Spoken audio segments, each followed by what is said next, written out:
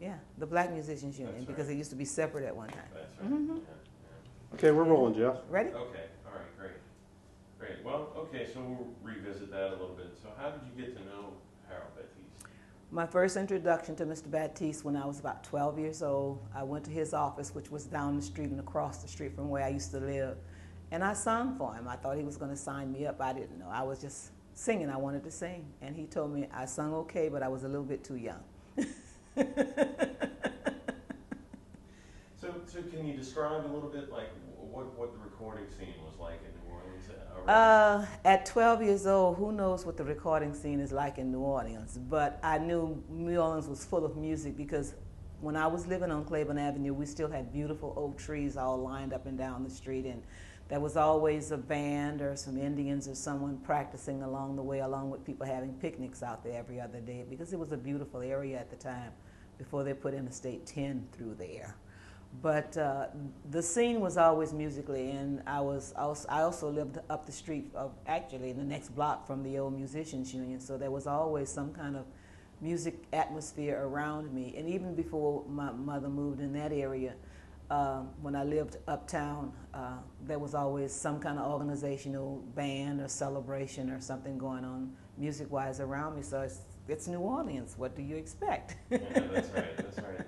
And so, as your recording career began, did you have some associations with Mr. Battiste? I knew Mr. Battiste as a musician more or less after I got into the business. Our paths crossed often until he moved to California and became the band director for Sonny and Cher. But as a musician playing in and around the city, yes, I would run across him often. He was in a different field than I was. He was in the jazz and I was in the rhythm and blues. But of course that didn't matter in New Orleans because oftentimes you played them both no matter where you were. That's right, that's right. And so going to shift gears a little bit and just talk a little bit about New Orleans. Notice that a recurring theme is that oftentimes people leave and then they come back to New Orleans. What do you think it is about New Orleans?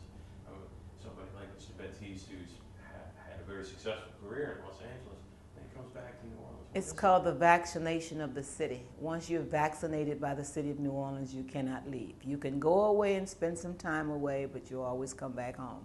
You manage to find your way back here some kind of way, even if it's just for infrequent visits, but the visits become longer and longer each time you come back, and you usually wind up coming back permanently. And so, would you like to add anything or say anything to Mr. Battiste himself? Yes, I would. I am very proud to be a part of his celebration, and I'm understanding that he's being honored, and he should be because he has done a lot for New Orleans, for the musicians of New Orleans. He came back home and became a teacher, and I'm sure his students were very happy that he did. And if he did anything teaching them the way he coached me when I came to him as a 12-year-old, I'm sure they are very, very happy that he came into their lives in that capacity. And I want to say congratulations, Mr. Harold Battiste. You're like the father of us all. That's great. I'm just going to ask one more thing. As you understand his contributions, how would you describe them to New Orleans music in general? It's kind of difficult to describe what a musician of his caliber does for others in this city. To sum it up in one word, if you could, I would say he's very inspirational as a teacher.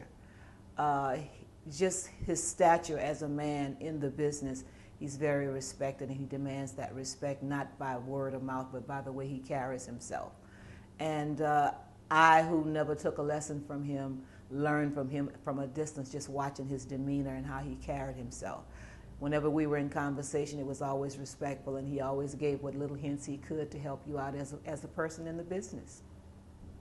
That's great. Thank you so much. Appreciate it. Oh, come on, you're kidding me. That's it? We have plenty.